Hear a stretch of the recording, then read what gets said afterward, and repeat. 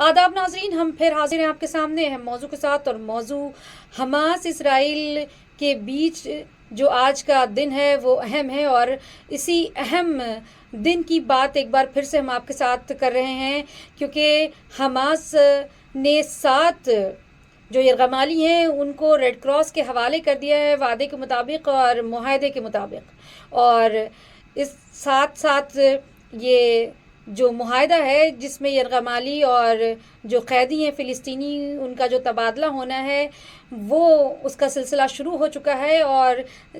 20 میں سے 7 جو یرغمالی ہیں اس کو حماس نے ریڈ کراس کے حوالے کر دیا، اور ریڈ کراس نے بھی اس کی تصدیق کر دی ہے۔ اس تصدیق کے بعد ایک طرف کہا جا رہا ہے کہ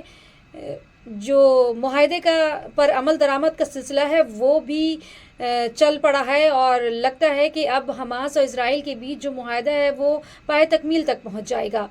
دوسری طرف مصر میں مذاکرات بھی جاری ہیں اور لیڈران کے پہنچنے کا سلسلہ بھی جاری ہے۔ اب دیکھنا یہ ہے کہ کیا یہ جو معاہدہ ہے یہ پائے تکمیل تک مکمل طور سے پہنچتا ہے اور قیدیوں کی رہائی اور یرغمالیوں کی رہائی جو ہے وہ اس پر عمل درآمد ہوتا ہے۔ آپ کو کیا لگتا ہے کہ آج کا دن جو ہے وہ مکمل طور پر حماس اور اسرائیل کے لیے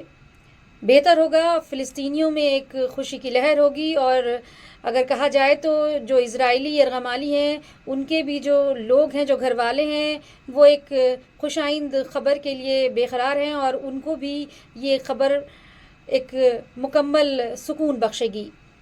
اسی طرح کی خبروں کے ساتھ کو دیکھنے کے لیے ہمارے ساتھ بنے رہیں اور دیکھتے رہیں ہمارا چینل نیوز 18 اردو، اور مجھے دیں اجازت، خدا حافظ۔